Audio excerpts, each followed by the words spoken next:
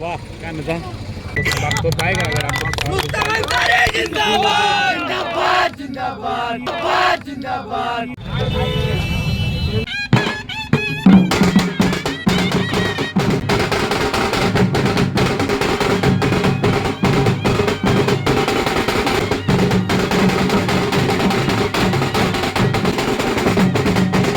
कि हम भी लड़ाकू हैं, जुझारू हैं, वो भी जुझारू हैं, क्योंकि बिना भय का प्रीत नहीं होता है। और यहाँ का कॉर्पोरेट कभी सुनता ही नहीं, यदि प्यार से बतिएगा तो उसको डर दिखाना ही होगा। जो भी जनप्रतिनिधि धनबाद में झरिया विधानसभा में हुआ, उसका काम था यही सब करने का।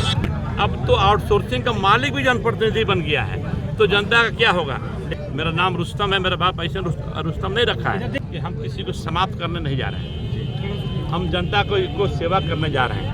धनबाद विधानसभा क्षेत्र में पूर्व के जितने भी जनप्रतिनिधि हैं, सभी ने यहाँ की भोली भाली जनता को, मेहनतकश जनता को, मजदूरों को ठगने और छलने का काम किया है। और उसी को देखते हुए मैंने इस बार कमर कसा है कि धनबाद विधानसभा की जनता को न्याय दिलाना है। क्या लगता है कि आपके पापा जो हैं वो गुंडों लोगों से लड़ने में सक्षम नहीं है, जहाँ आपको खड़ा होना पड़ा मैदान में उनके साथ? नहीं, अभी हमने अपना नॉमिनेशन भरा है, नहीं हुआ भाई साहब, सबसे पहले मैं कहूँगा कि काम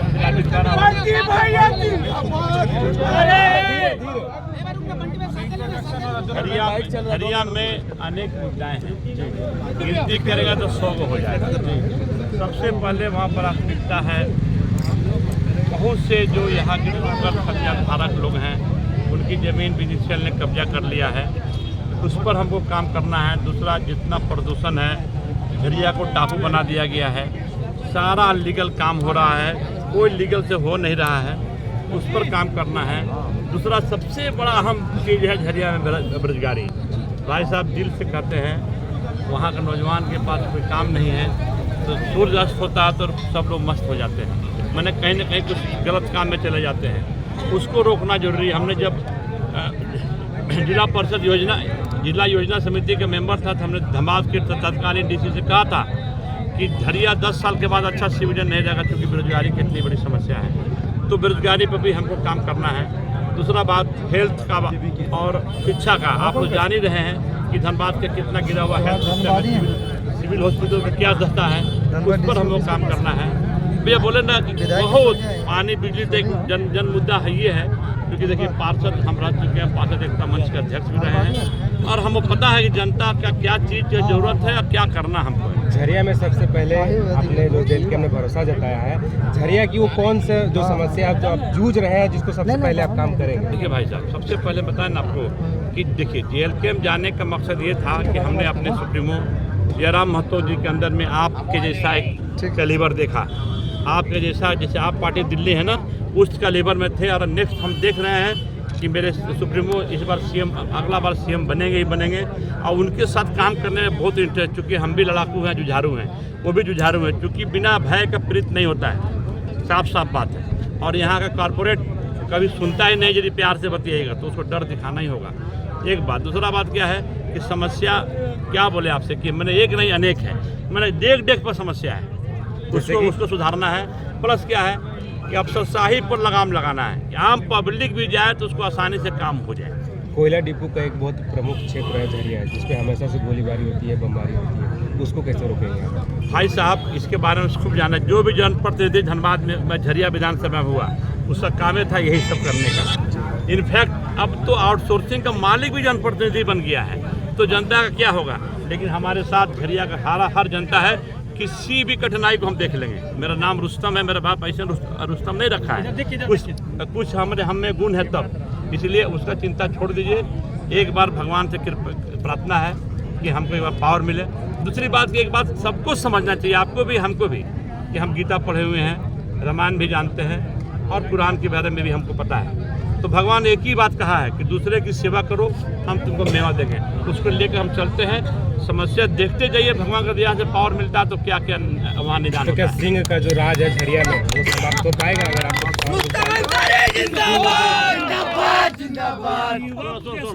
देखिए भाई, ऐसा है ना कि हम किसी को समाप्त करने नहीं जा रहे हैं, हम जनता को सेवा करने जा रहे हैं। जब हम जनता का सेवा करेंगे लोग अपने समाप्त हो जाएंगे। अरे भाई दूसरी बात, हमसे कोई लड़ने आएगा तो हम पीछे थोड़े हैं एक लाइन में, लेकिन साफ साफ बात है कि हमको प्रशासन पर भी भरोसा है और अपने जनता पर भरोसा है, कहीं कोई कठिनाई नहीं आने वाली। आपके पुत्र भी खड़े हुए हैं चुनाव युवाओं से मेरा कहना है कि बाबू, मेरा बेटा, मेरा भाई, आप लोग से निवेदन है, एक बार भरोसा जताइए और आने वाला दिन में कल झरिया आपका होगा। कि सबसे ज्यादा युवा आपके पुत्र भी खड़े हुए हैं चुनाव में, क्या कहिएगा? पिताजी और पुत्र दोनों खड़े हुए हैं, क्या है? लाइव है, बस थोड़ा सा लाइव चले, बस खत्म हो जाएगा, हम हट जाएंगे। आपके बेटे भी खड़े हुए हैं चुनाव में, तो क्यों ऐसे, क्या रीजन? क्या मतलब? आपके पुत्र भी खड़े हुए हैं। और मैं जनता के आशीर्वाद से और जनता को ठगा और छला हुआ महसूस करते हुए धनबाद विधानसभा से प्रत्याशी आया हूँ, प्रत्याशी बन के आया हूँ, नॉमिनेशन आज करने आया हूँ मैं। और धनबाद में सबसे बड़ी समस्या है स्वास्थ्य का, सड़क पेयजल का, बिजली का, रोजगार का। धनबाद विधानसभा क्षेत्र में पढ़े लिखे शिक्षित युवा और युवतियां बेरोजगारी की मार झेल रही है। पूर्व के जितने भी जनप्रतिनिधि हैं सभी ने यहाँ की भोली भाली जनता को, मेहनतकश जनता को, मजदूरों को ठगने और छलने का काम किया है। और उसी को देखते हुए मैंने इस बार कमर कसा है कि धनबाद विधानसभा की जनता को न्याय दिलाना है।